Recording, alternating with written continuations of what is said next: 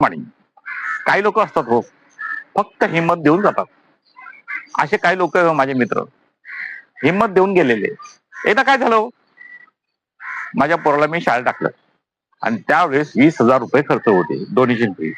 मी माझ्या मित्राला सांगितलं, अरे बाबा यार, मला आता 20,000 रुपये पाहिजे, माझ्या पोराला शाळेत टाकायचं आणि तिथं मी जो प्रॉपर्टी घेतली त्यामध्ये माझा पूर्ण पैसा गेलेला आहे, तर तुम्हाला 20,000 रुपये दे. तो काय म्हणला, आता सध्या नाही, पण मी विदेशात जातो आणि लगेच तुला 1-1.5 महिन्यानंतर पाठवतो, तोपर्यंत तू आपलं काम कर की आपल्या मित्रांच्या छोट्या छोट्या घेऊन आपल्या पोराची फीची बंदोबस्त कर. म्हणजे मी त्याला सांगा की मी तू माझा मित्र 1-1.5 महिन्यानंतर तुला पाठवतो. तर मी त्याच्या भरोश्यावर राहिलो आणि माझ्या इकडे तिकडे मित्राकडून 20,000 रुपये उधारी घेऊन मी माझ्या पोरांना ऍडमिशन केलं, त्याला शाळेत टाकलं. आणि करता करता त्यांनी ऍडमिशनची फी बी हळूहळू करून चुकून टाकले, पण त्या मित्राचे पैसे नाही आले. याचा अर्थ असा नाही की त्यांनी पैसे दिले नाही, त्यांनी हिंमत देऊन गेला, ही मोठी गोष्ट आहे. त्यांनी हिंमत दिल्यामुळे बी माझा पैसा जमा झाला आणि हळूहळू करून माझे पैसे सुट्टा झाला.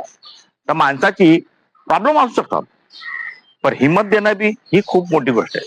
चला मित्रांनो, नाही दिला काय प्रॉब्लेम नाही, पण त्यांनी हिंमत देऊन गेला, त्याची दाद तुम्ही द्यावा लागेल.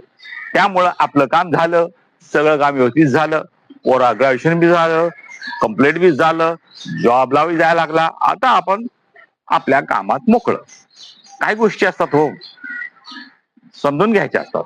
ओके, नाही दिलं म्हणजे म्हणजे काय तो दुश्मन थोडी हो, त्याचे बी 100 प्रॉब्लेम असतात हो, समजून घ्या. मित्र आपल्यासारखे असतात, छोटे मोठे. Okay, bye.